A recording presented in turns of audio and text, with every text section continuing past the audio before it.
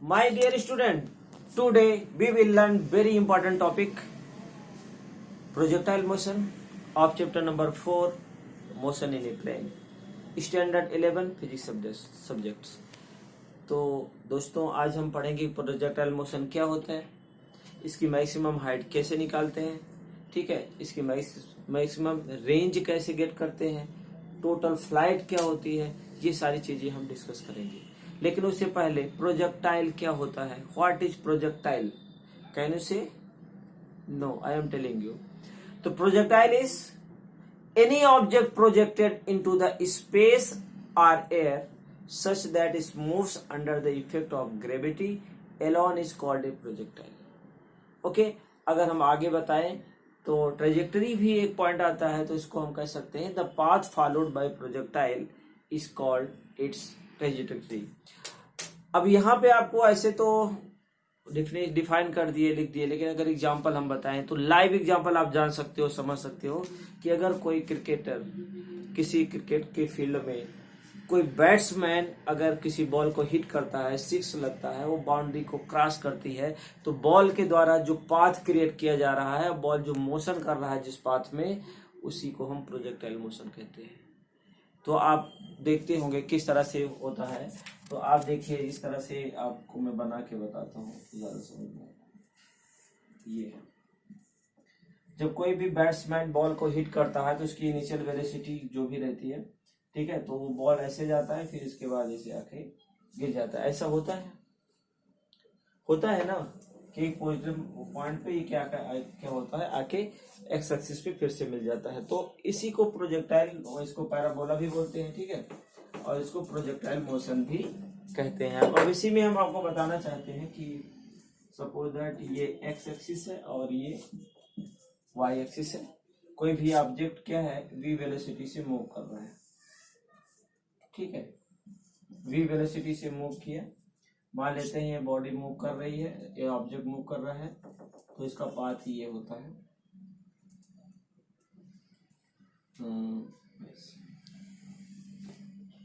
ठीक है। और अगर इस लाइन को यहाँ पे मिलाते हैं तो कुछ डिस्टेंस कवर होती है, ये ओ है। अगर हम कहें ये एंगल थीटा नॉन है, जो ऑब्जेक्ट पैराबोला फॉर्म में जा रहा, प्रोजेक्टाइल हो रहा, वो यहाँ से मूव करना चालू किया उसे, और ये पैराबोला क्रिएट करता है, ठीक है। तो अगर हम यहाँ कहें जो इसका बेस है, अगर ये थीटा एंगल है तो आपको देखो राइट एंगल ट्रायंगल दिख रहा है, उसके बेसिस पे यू कैन से इसकी वैल्यू क्या हो सकती है, v non cos theta nought, क्योंकि एक्स एक्सिस के लिए कॉस थीटा की वैल्यू लेते हैं, और बट वाई एक्सिस के लिए क्या लेंगे, वी साइन थीटा नॉन। ऐसा क्यों?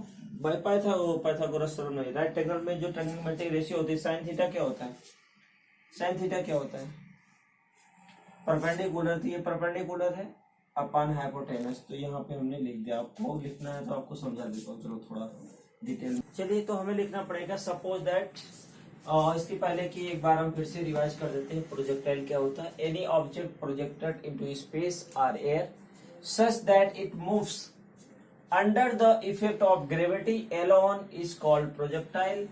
अगर हम ट्रेजेक्टरी की बात करें तो जो पाथ प्रोजेक्टाइल के द्वारा क्लियर गेट हो रहा है, उसी को हम क्या बोलते हैं, ट्रेजेक्टरी बोलते हैं।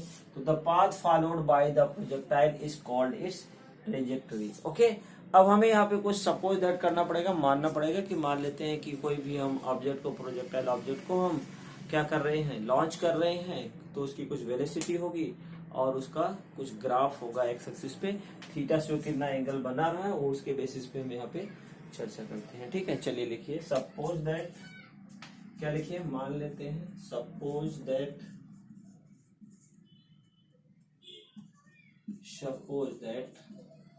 क्या कर रहे हैं, प्रोजेक्टाइल कर रहे हैं, लॉन्च कर रहे हैं। Suppose that projectile is launched with, suppose that projectile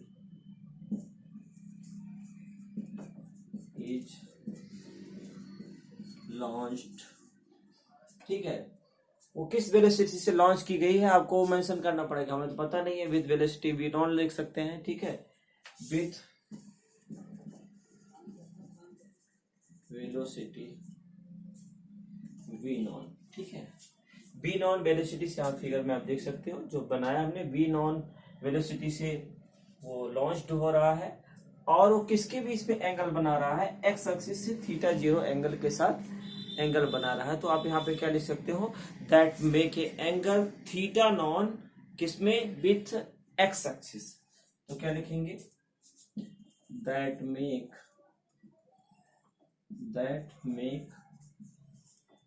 angle theta non किसके साथ, एक्स एक्सिस, एक्स एक्सिस के साथ ही ना, देखे ना ये एक्सिस है, ये वाई एक्सिस है, तो ये थीटा जो बन रहा है वो एक्स एक्सिस के साथ ही है। तो लिख दोगे with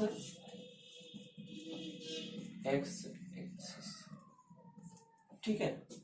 suppose that projectile is launched with the velocity v non that make the angle theta non with x axis, जैसा कि हमने आपको फिगर में बताया है, ठीक है।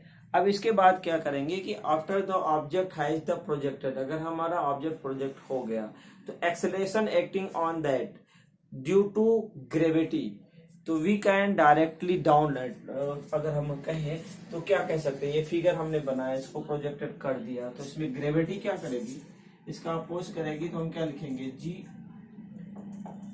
जे यूनिट वेक्टर, ये लिख सकते हैं ना, ए वेक्टर इक्वल टू माइनस जी जे, इसका डाउनवर्ड डायरेक्शन आ रहा है तो उसके माइनस जी जे लिखेंगे, ठीक है। तो हम यहाँ पे लिख सकते हैं कि ए वेक्टर जो हमने वहां लिखा वही लिख सकते हैं, एक्सेलरेशन क्या होगा, जी जे वेक्टर, ओके। अगर हम इसी को एक्स एक्सिस पे कहें तो एक्स एक्सिस की वैल्यू क्या होगी, एक्स एक्सिस की ए एक्स की वैल्यू 0 होगी और ए वाई की वैल्यू कितनी होगी, ये बड़ा से लिखना पड़ेगा, ए इसकी वैल्यू माइनस, ठीक है। अब ये इतना क्लियर हो गया, इसमें कोई डाउट नहीं है। अगर हम इसके component of initial velocity v r की बात करें तो हम कैसे लिख सकते हैं, the component of initial velocity कौन सी है, वी नॉन इज, क्या लिख सकते हैं, इनिशियल एक्स एक्सिस के लिए क्या होगा, वाई एक्सिस के लिए क्या होगा, वही वैल्यूज हमें लिखनी है। तो यहाँ पे 2 है वैल्यूज, तो यहाँ सिंगुलर नंबर तो है नहीं, प्लूरल है, तो हम r लिखेंगे। तो हम क्या लिखेंगे, v0x, v0x को क्या लिख सकते हैं, तो ये वैल्यूज एक्स एक्सिस पे डिस्प्लेसमेंट कितना है, वाई एक्सिस पे डिस्प्लेसमेंट कितना है, तो हम लिख सकते हैं, क्या लिखेंगे, v नॉन कॉस थीटा, और v इनिशियल y क्या लिख सकते हैं, v non sine theta, okay, जैसा कि यहाँ पे हमने गेट किया। ये कैसे हमने निकाला है, ये बेस है, तो क्या होगा, बेस के लिए क्या होता है, एक्स एक्सिस के लिए v नॉन कॉस थीटा होता है, और y के लिए क्या होता है, v0 साइन थीटा। कैसे आता है बताएं क्या, चलो देख लो एक बार। देखो अगर हम ये एंगल थीटा एक्स एक्सिस है तो एक ट्रायंगल बन रहा है, और ट्रायंगल पे हम ट्रायंगोमेट्रिक रेशियो लगा सकते हैं। तो अगर हम यहाँ पे BC की बात करें तो BC को cos थीटा इक्वल टू कहें तो cos थीटा क्या होगा, बोले यही होगा ना, OC अपान OB। अब OC की वैल्यू तो हमें नहीं पता, लेकिन OB की वैल्यू क्या है, V नॉन है, तो हम यहाँ पे लिख सकते हैं OC बाई V नॉन। अब अगर हमें OC चाहिए तो क्या हो जाएगा, ये मल्टीप्लाई हो जाएगा ना, OC equal to V non cos theta nought. तो यही तो हमने लिखा है, OC की वैल्यू क्या लिखा है, V non cos theta non. अगर इसी तरह से Y की वैल्यू निकालोगे तो क्या आएगा, यहाँ पे आएगा परपेंडिकुलर अपान हाइपोटेनस। तो परपेंडिकुलर AO है, तो AO डिवाइडेड बाई B0, तो फिर आ जाएगा B0 साइन थीटा। ठीक है, क्लियर हो रहा है, समझ में तो आ रहा है। अच्छा ये 10वीं में पढ़े थे इसलिए, ओके गुड, तो ये क्लियर ही हो रहा है आप लोगों को। ठीक है, अब आगे की जो वैल्यूज हमें बतानी है, जो रेफरेंस पॉइंट बताना है, वो हम आगे बढ़ते हैं। यहां तक किसी को कोई डाउट नहीं है, रब करें हम इसको, चलो ठीक है।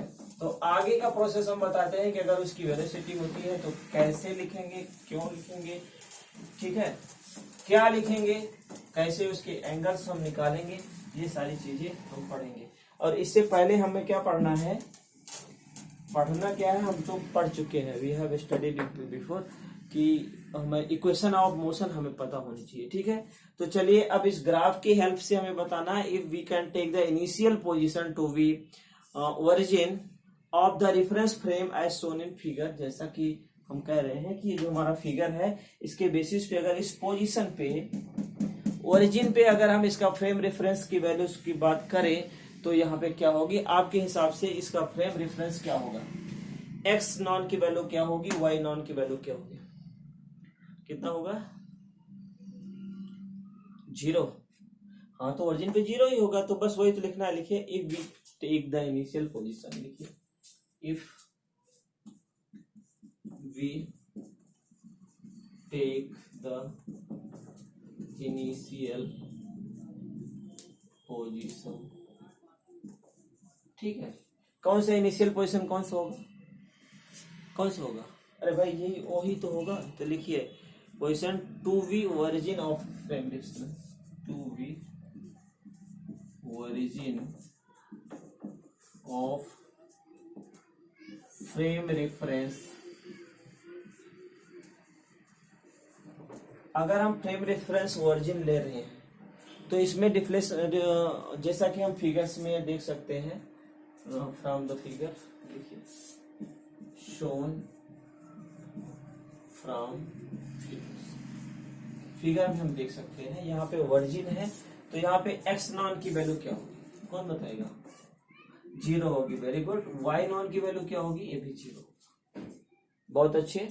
लेकिन हमें क्या बताना है कि इसमें एक्स एक्सिस पे डिस्प्लेसमेंट कितना हो रहा है, वाई एक्सिस पे डिस्प्लेसमेंट कितना हो रहा है, वो हमें बताना है। तो अगर हमें डिस्प्लेसमेंट की बात करें तो हमें ये पता है, पहले से ही हमें मालूम है कि वेलोसिटी का फार्मूला क्या होता है, कोई बता सकता है? वेलोसिटी होता है डिस्प्लेसमेंट अपॉन टाइम। क्या होता है, डिस्प्लेसमेंट अपॉन टाइम। और यहाँ पे हमें निकालना है डिस्प्लेसमेंट, हम मानते हैं एक्स है, तो डिस्प्लेसमेंट क्या होगा, displacement equal to velocity into time. ये तो हम पहले से पढ़ते हुए आ रहे हैं। अगर यहाँ डिस्प्लेसमेंट अगर हम कह रहे हैं एक्स है, एक्स डिस्प्लेसमेंट एक्स एक्सिस पे है, तो इसकी वैल्यूज को हमें बताना है। तो इसका जो इनिशियल वेलोसिटी है वो क्या है, v0x इंटू टाइम को किससे डोनोगे, t से। अभी आपने इनिशियल पोजीशन पे इसकी वैल्यूज आपने निकाला है, क्या निकाला है, v0x की वैल्यू क्या निकाला है, यही तो है v0x। क्या लिखे, v0 cos थीटा। तो अगर ये वैल्यू यहाँ पे सब्स्टिट्यूट करें तो ये इक्वेशन बनती है x इक्वल टू, दिख रहा है ना बराबर। तो आगे बढ़े, यहाँ नहीं दिखे तो बताना और अच्छी तरह से लिखेंगे। तो यहाँ पे v0x की जगह क्या लिखेंगे, v non cos theta nought into t. ये हमारी इक्वेशन नंबर फर्स्ट होगी। यहाँ तक कोई डाउट नहीं है, बोल दो अगर हो तो, नहीं है ना। चलिए अगर हम सेकंड इक्वेशन y एक्सिस के लिए अगर हम निकालते हैं, y एक्सिस के लिए, तो हमें इक्वेशन ऑफ मोशन हमने पढ़ा है, तो उसमें 2 इक्वेशंस होती है। कौन कौन सी, कौन बताएगा? 3 इक्वेशन ऐसे तो होती हैं, लेकिन हमें डिस्प्लेसमेंट के लिए 2 इक्वेशन होती है, सेकंड और थर्ड, और उसके बेसिस पे हम इसकी वैल्यूज को आगे बढ़ाएंगे। तो बताएंगे आप लोग? चलो कौन बताएगा? ये सारी क्वेश्चन आपको याद रखनी पड़ेगी क्योंकि आगे अभी हमें काम आएंगे। तो ये क्वेश्चन नंबर 1 है, जैसा कि आपने देखा। अब हमें question number 1 from second equation of motion, second equation of motion से हम इसको ले रहे हैं। तो सेकंड इक्वेशन ऑफ मोशन का फार्मूला पहले लिख लेते हैं। y इक्वल टू क्या होता है, v non T plus half at square. लेकिन यहाँ पे जब अगर हम v नॉन की वैल्यू पुट करेंगे, a की वैल्यू पुट करेंगे, तो ये कैसे होगा, y के लिए v नॉन, ठीक है, y होगा into t minus half gt square, क्योंकि a की वैल्यू क्या है, a इक्वल टू माइनस जी। ठीक है, तो इसके बेसिस पे अगर हम y की वैल्यू पुट करें, इसकी y की value v non y initial के लिए, तो इसका उसकी वैल्यू क्या है, ये फिगर से आप देख सकते हो। तो ये वैल्यूज दिया ही है v0 साइन थीटा नॉन। अगर ये वैल्यूज यहाँ पे सब्स्टिट्यूट करोगे तो क्या आएगा, दिस विल बी क्या आएगा, v non sine theta nought t minus half gt square. Okay, यहाँ तक कोई डाउट नहीं है। y equal to v non sine theta nought t minus half g t square. तो इसको हम ऐसे भी लिख सकते हैं, v non sine theta nought, इसको ब्रैकेट में लिख दो, t minus half g t square. तो ये हमारा इक्वेशन नंबर 2 हो गया।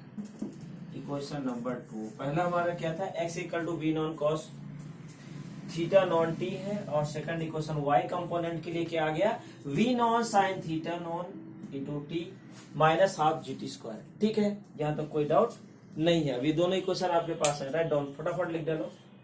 फिर इसके बाद हम पढ़ेंगे कंपोनेंट, तो उसके जो वेलोसिटी है टी टाइम पे क्या वैल्यूज होगी, इसकी वैल्यूज को हमें निकालना है। ठीक है, तो चलिए इतना लिख लिया, हैव यू रिटन, चलो तो हम इसको कर देते हैं रफ।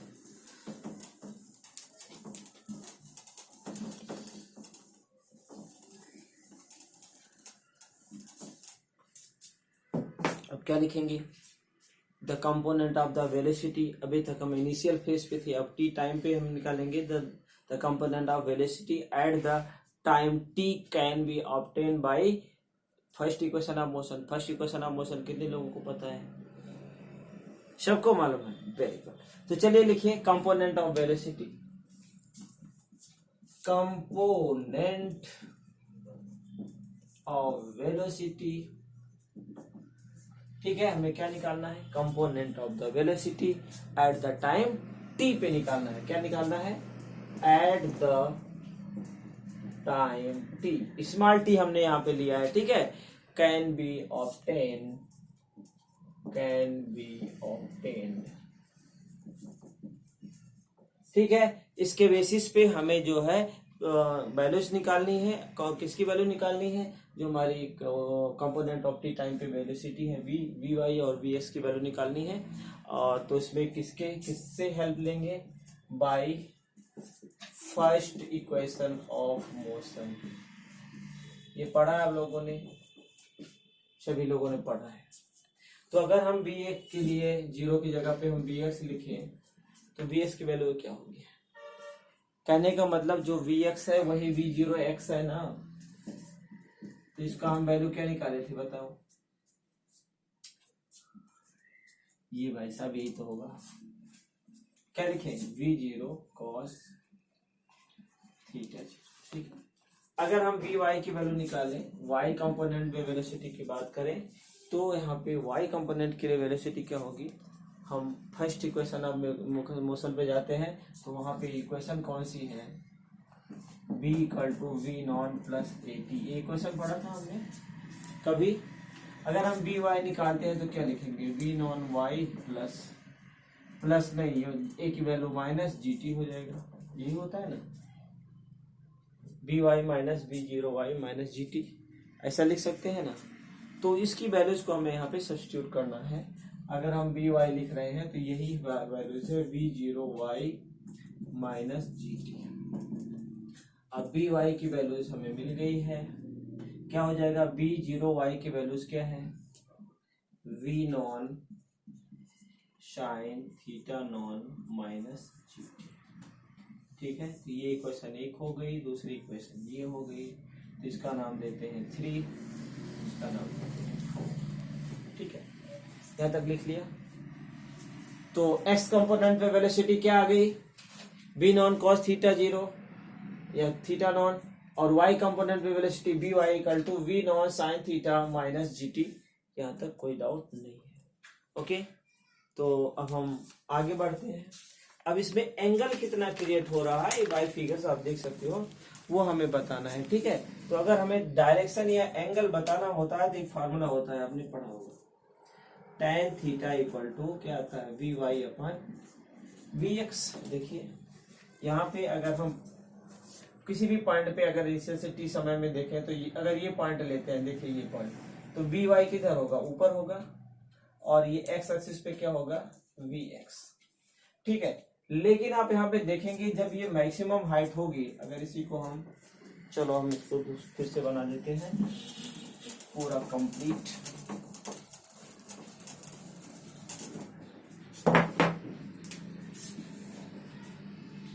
ये फिगर का ध्यान देना, जिसे कोई भी ऑब्जेक्ट प्रोजेक्टाइल हो रहा है तो कुछ इस तरह से पाथ बना। सपोज दैट इसकी वेलोसिटी हमने क्या माना था, v नॉन से ये मूव कर रही है।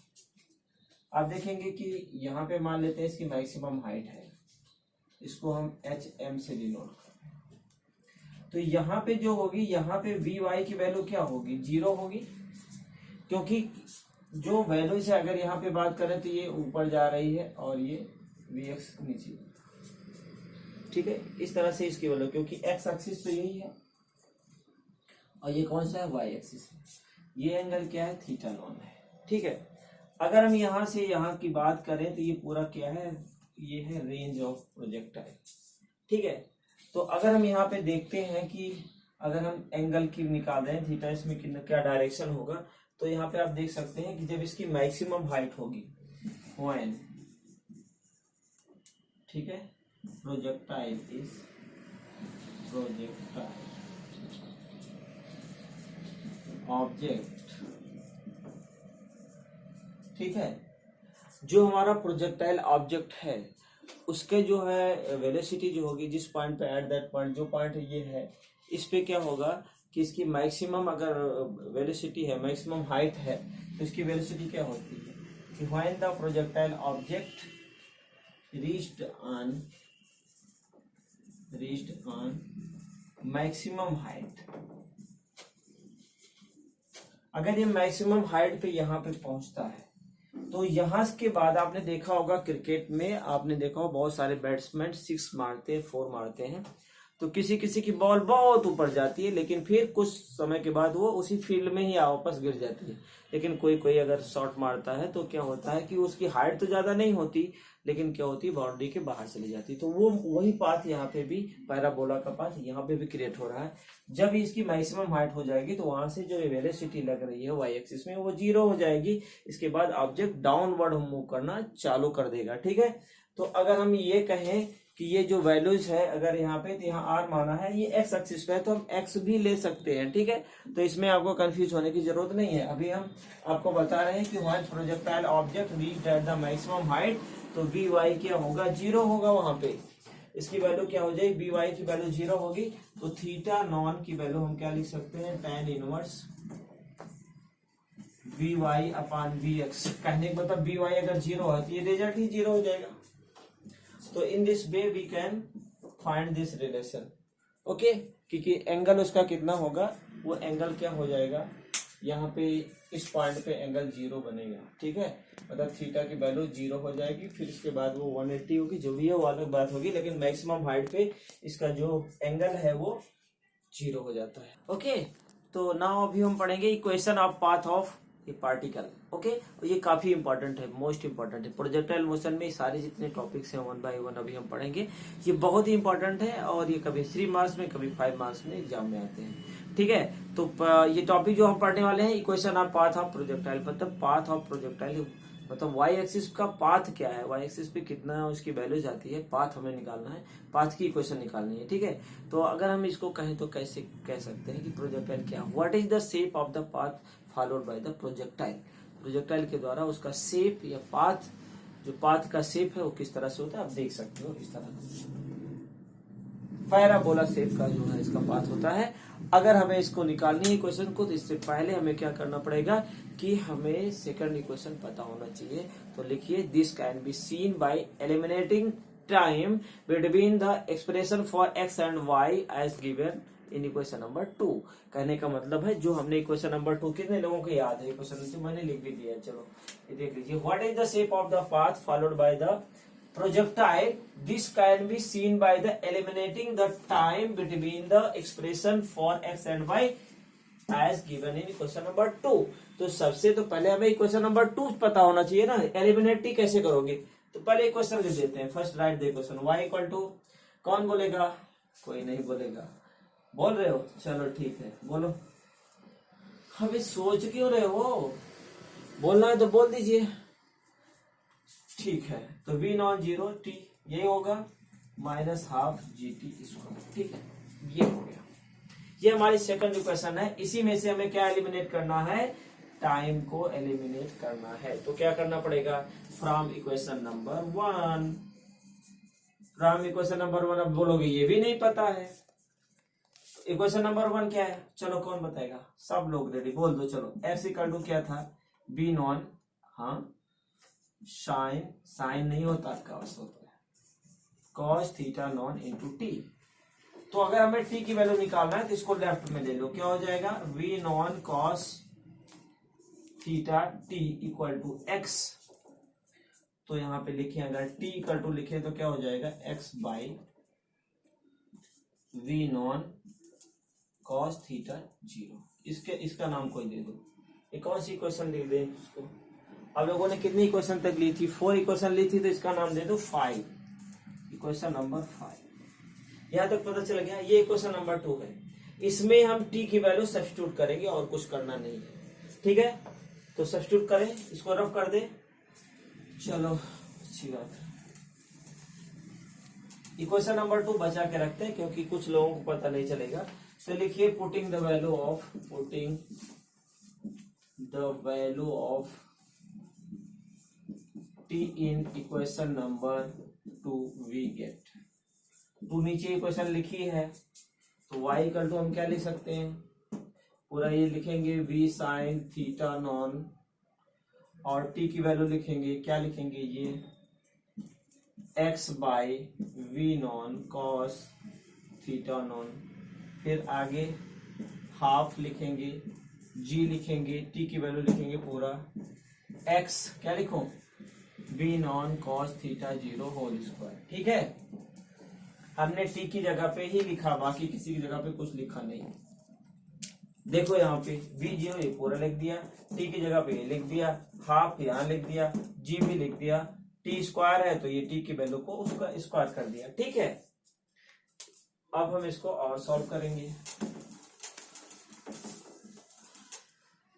तो ये इक्वेशन आती है, यहां से b0 v नॉन कैंसिल हो जाएगा, तो बचेगा y इक्वल टू क्या लिखिए, sine theta non by cos theta nought, bracket लगा दो, ये हो गया x minus half g, bracket open करो तो क्या आएगा, x square by v nought square cos square theta. ठीक है, यही होगा। ओके चलो, अब इसको हम क्या लिख सकते हैं, साइन थीटा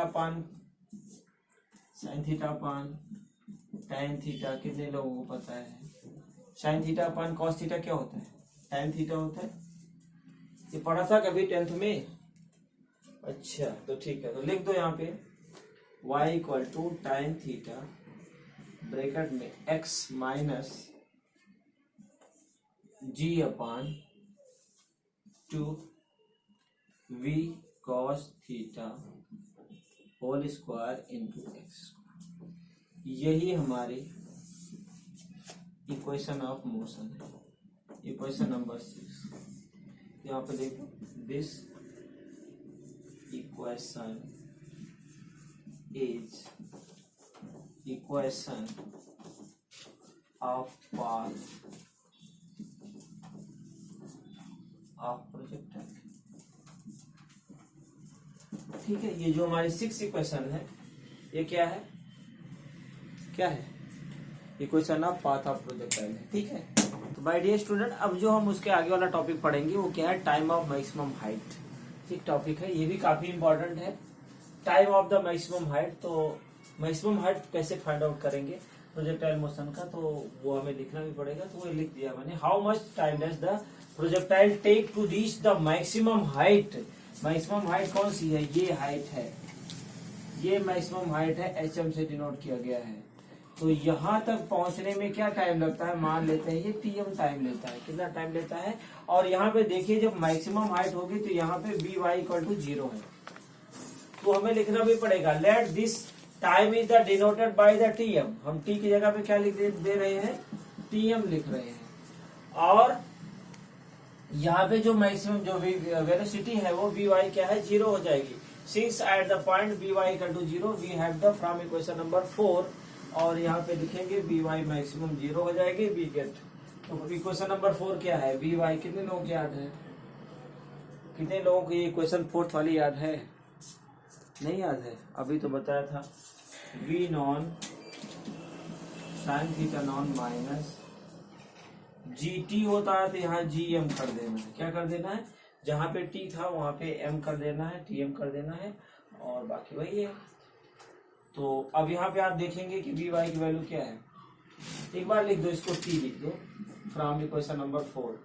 ठीक है, तो 4 इक्वेशन यही हमारी थी, इसी में इसकी वैल्यू पुट करना है। वी वाई की वैल्यू क्या रखोगे, 0 v non sine theta non minus g, और जहां पे टी है वहां पे क्या लिखना है, टी एम लिखना है। अब इसको लेफ्ट में दे दो तो क्या हो जाएगा, दिख रहा है ना बराबर आपको, ये प्लस हो जाएगा, t m equal to v non sine theta nought. ठीक है, अगर हमें टी एम चाहिए तो मैक्सिमम टाइम चाहिए तो क्या लिखेंगे, वी नॉन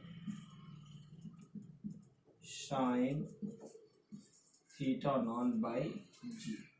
तो ये वैल्यू किसकी हो गई, मैक्सिमम टाइम, मतलब यहां से लेके मैक्सिमम हाइट तक पहुंचने में जो समय लगा वो मैक्सिमम टाइम है। इक्वेशन नंबर कौन सा बोल दूं इसको, कौन सी इक्वेशन बोलूं? यहाँ तो कोई डाउट नहीं है किसी को, इक्वेशन नंबर 6 तक हो गया था, इक्वेशन नंबर 7 हो गया। लेकिन अगर हम टोटल फ्लाइट की बात करें, मतलब यहां से लेकर के यहां तक वाई इक्वल टू जब तक 0 नहीं हो जाता, क्योंकि इधर जा रहा है तो वाई की वैल्यू जब तक 0 नहीं होती है तो उसमें कितना टाइम लगेगा, तो ये हमें निकालना होगा। तो चलिए तीसरा लिख लिया ना, तो ये 6 इक्वेशन आपको यहां तक की मैक्सिमम टाइम बताया गया कि जब मैक्सिमम हाइट तक पहुंचने में जितना लगता है। तो लिखा है रिटर्न। चलो अब हम लिखते हैं उसी के आगे मैक्सिमम फ्लाइट या total flight of the object. चलो टोटल टाइम, टोटल टाइम, इसका नाम क्या देंगे, टी एफ दे दो। ठीक है, क्या लिख देंगे, T f, total flight time, total time, flight का पूरा टाइम कितना लगा, यहां से लेके यहां से स्टार्ट किया वैसे और यहां तक पहुंचने में कितना टाइम लगा वो हमें बताना है। ड्यूरिंग विच लिखो, ड्यूरिंग विच क्या करना है, ड्यूरिंग विच में क्या करेंगे, projectile is in the flight, क्या लिखेंगे, प्रोजेक्टाइल। ठीक है, क्या लिखे, विच प्रोजेक्टाइल इज इन।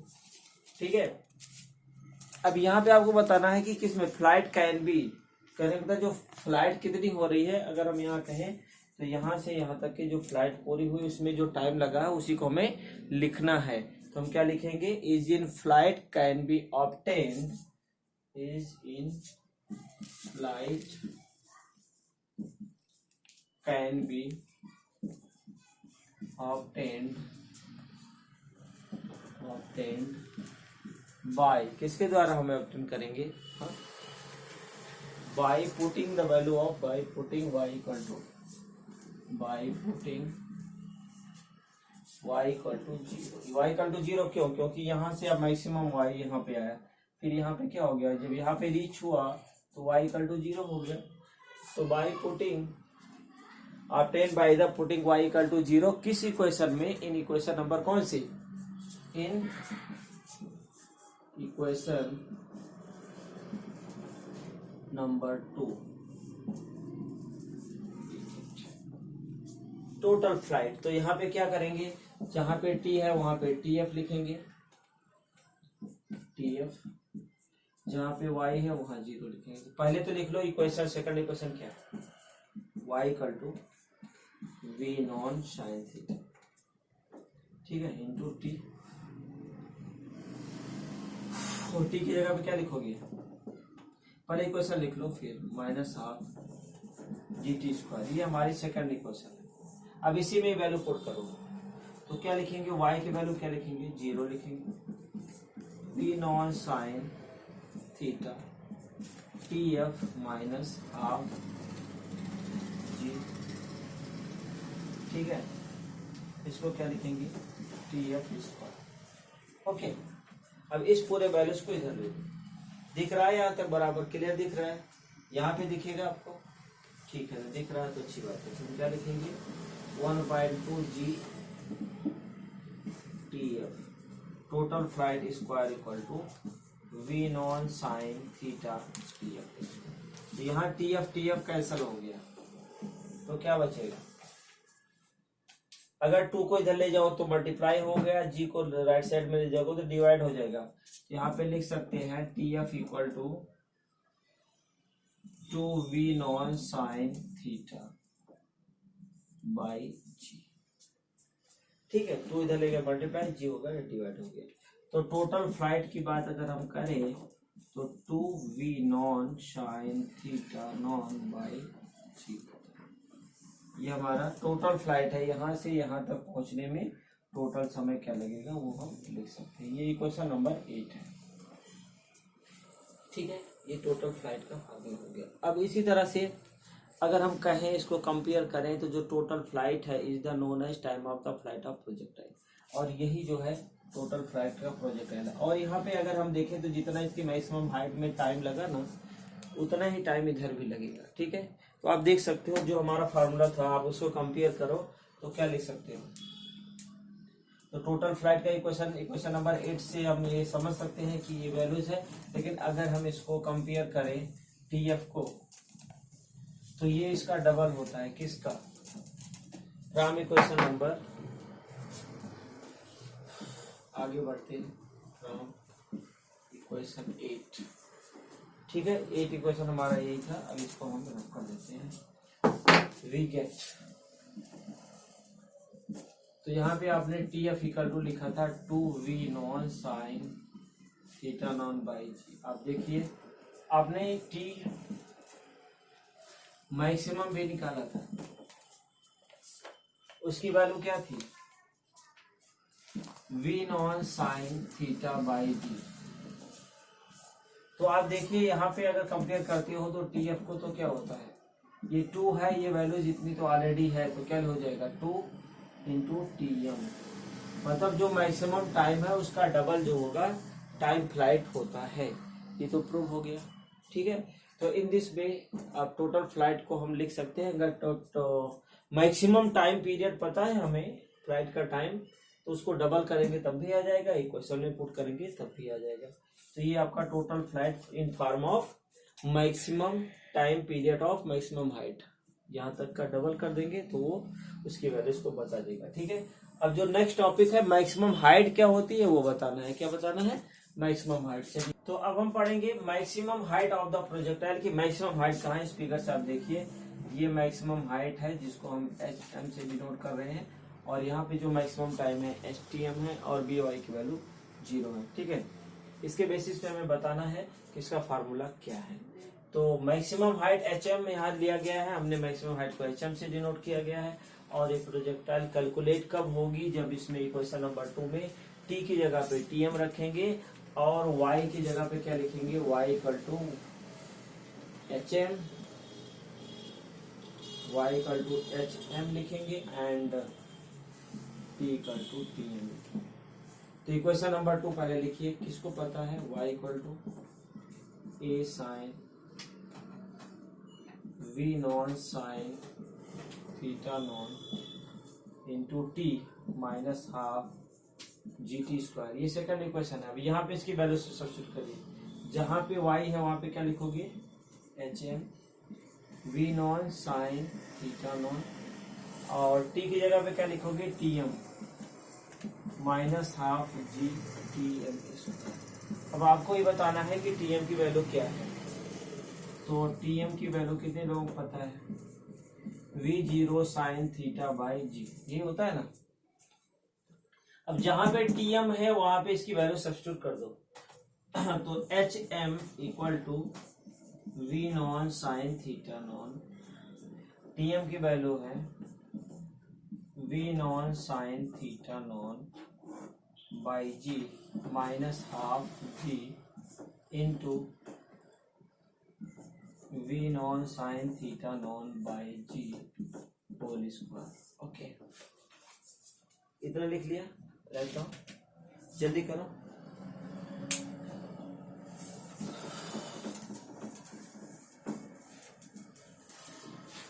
अब इसको हम आगे बढ़ाते हैं। HM लिखो या फिर कैपिटल H लिखो, जो भी लिखो सब सही है, ठीक है।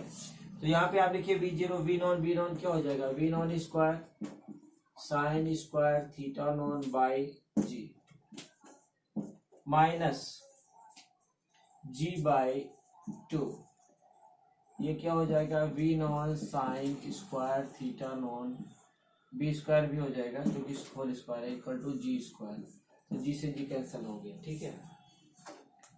तो अब हम क्या लिखेंगे,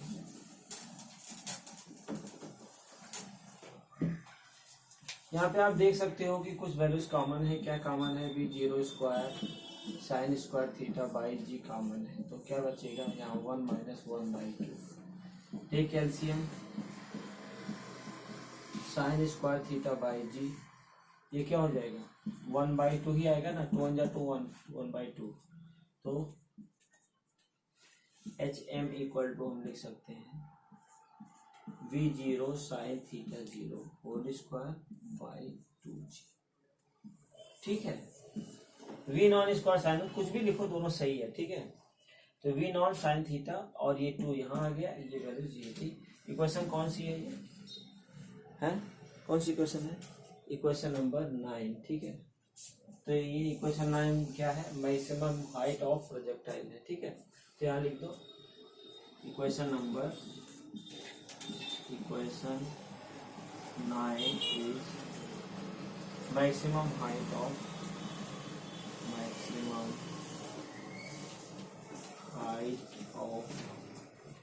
projectile, ठीक है। यहाँ तक कोई डाउट नहीं है। अब हमें निकालना है एक वैल्यू और निकालनी है जिसमें मैक्सिमम रेंज और रेंज निकालनी है, ठीक है। तो लिखते हैं, फिगर तो यही रहेगा, ठीक है। तो चलो लिखो,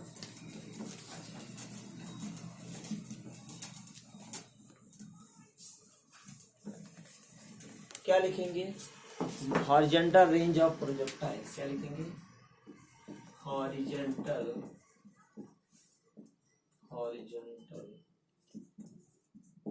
रेंज ऑफ प्रोजेक्टाइल। अब यहाँ रेंज क्या, हॉरिजॉन्टल रेंज, ये हॉरिजॉन्टल वैल्यू है, ये यहाँ पे O है, 0 है, तो ये हॉरिजॉन्टल रेंज, तो इसको हम कैसे डिनोट कर रहे हैं, R से। एक्स एक्सिस पे ये R है, तो हमें हॉरिजॉन्टल रेंज ऑफ प्रोजेक्टाइल निकालना है, ठीक है। तो यहाँ पे लिखना पड़ेगा कि horizontal distance travel by the projectile from its initial position. Initial position कौन सा है, ये है XO पे है, तो इसकी वैल्यूज क्या होगी, x इक्वल टू 0 होगा और y इक्वल टू 0 होगा। दोनों पॉइंट से हम स्टार्ट करेंगे, x equal to 0 and y equal to 0 to be position where it is passes to y equal to 0। अगर ये यहाँ से स्टार्ट होती है और यहाँ y की वैल्यू 0 हो जाती है, ठीक है, तो क्या होगा, during this fall we can say that horizontal range R से इसको डिनोट करेंगे, ठीक है।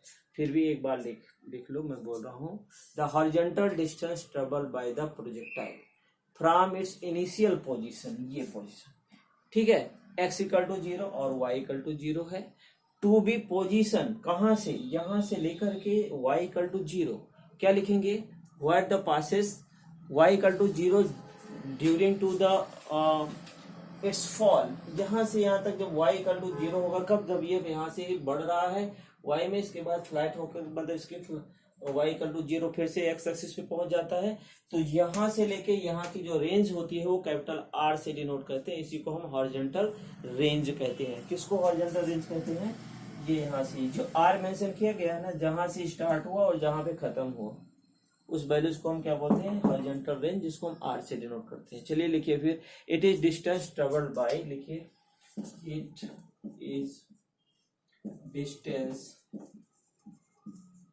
ट्रेवल्ड बाय, किसके द्वारा ये ट्रेवल कर रही है, during the time of flight, ठीक है, ट्रेवल ड्यूरिंग, ठीक है। चलो लिखो, during the time of the flight. Time of the flight.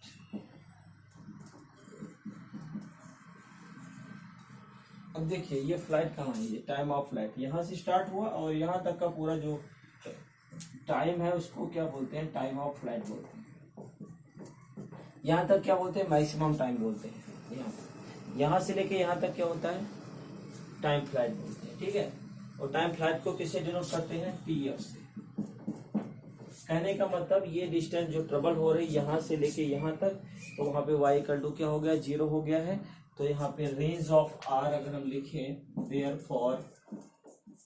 Therefore range, ठीक है, इस रेंज को डिनोट किससे कर रहे हैं, कैपिटल आर से। तो क्या लिखेंगे, चलिए कौन बताएगा। अब यहाँ पे हम इक्वेशन नंबर 1 की हेल्प लेंगे। इक्वेशन नंबर 1 क्या है, हमने वहां पढ़ा था x इक्वल टू क्या था, v0 xt, यही था ना।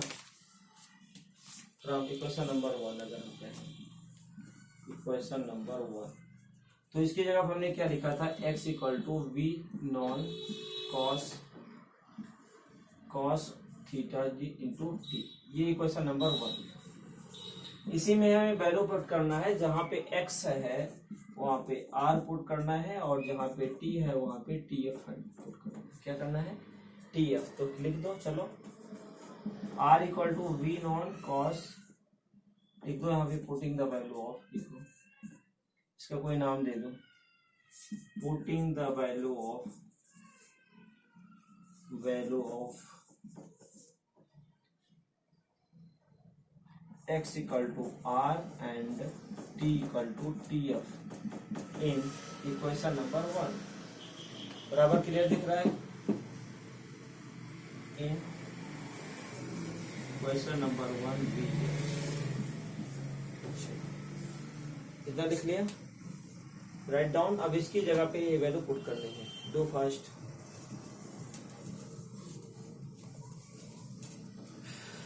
तो यहाँ पे हम लिखेंगे r equal to v non cos theta t, और t की जगह पे लिखेंगे tf। ऐसा tf की वैल्यू कितने लोगों को मालूम है, बोलो जल्दी से बोलो, tell the formula of tf। 2tm होता है ना, और 2tm की वैल्यू क्या होती है, 2v naught sine theta non by G. जी पढ़ा था, तो ये वैल्यू लिख दीजिए। तो r इक्वल टू क्या हो जाएगा, v non cos theta naught, tf लिखेंगे 2v naught sine theta non by G. अब यहाँ पे देखिए v नॉन स्क्वायर हो जाएगा, और यहाँ पे लिखेंगे 2 sine theta cos theta, v square हो गया, 2 को यहाँ लिख दिया, साइन थीटा और cos theta divided by G, ये हो गया। आपको एक फार्मूला मैं इसमें आपने पढ़ा है, sine 2 theta equal to 2 sine theta cos theta. कभी इसको पढ़ा है, ये फार्मूला है, sine 2 theta equal to 2 sine theta cos theta. तो इसकी जगह पे ये लिख सकते हैं। तो यहीं पे यहाँ देख लो, यहाँ पे 2 sine theta naught and cos theta naught ही है, यही है ना, है कि नहीं। चलो तो यहाँ पे क्या लिखोगे, साइन 2 थीटा, तो V naught square sine 2 theta non by ji.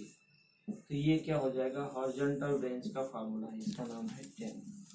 Question number 10 आपका हॉरिजॉन्टल रेंज ऑफ प्रोजेक्टाइल है। बट अगर हमें मैक्सिमम रेंज निकालनी है तो क्या करेंगे, मैक्सिमम रेंज के लिए हमें क्या करना पड़ेगा, कौन बताएगा। मैक्सिमम रेंज के लिए अगर हमें इसकी वैल्यू निकालनी है, मैक्सिमम रेंज तो थीटा की वैल्यू आपने गेट कर लिया कि horizontal range of projectile r equal to V square sine 2 theta naught upon G हो गया। लेकिन अगर यही हमें फाइंड आउट करना है कि मैक्सिमम रेंज क्या है, तो कैसे लिखोगे, चलो फिर रफ करते हैं इसको। मैक्सिमम रेंज के लिए इक्वेशन नंबर 10 से हम आगे बढ़ेंगे, फ्रॉम इक्वेशन नंबर 2 नहीं 10। तो मैक्सिमम रेंज अगर हमें बताना है, maximum range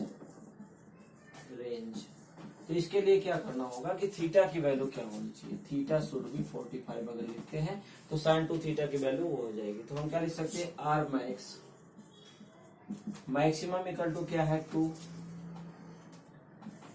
we naught square sin 2 theta है अपॉन जी। तो यहाँ पे जहां पे थीटा है वहां पे क्या लिख देना है, 45 लिखना है।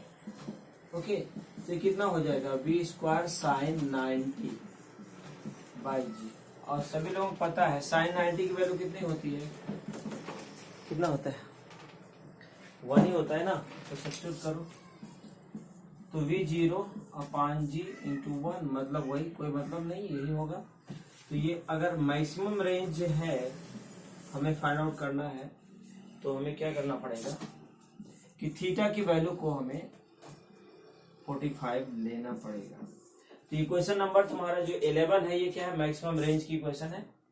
तो in this way you can find. यही कारण है कि जब कोई भी क्रिकेटर होता है अगर उसको बॉल को बाउंड्री क्रॉस करानी होती है तो अगर वो 45 एंगल पे अगर थ्रो बैट से उसको हिट करता है बॉल को, तो कम फोर्स में भी वो बाउंड्री क्रॉस हो जाती है। तो अगर मैक्सिमम रेंज, ये रेंज यही है, अगर मैक्सिमम रेंज अगर कवर करना है तो हमें थीटा की वैल्यू को कितना लेना होगा, 45 एंगल। Okay, it's clear.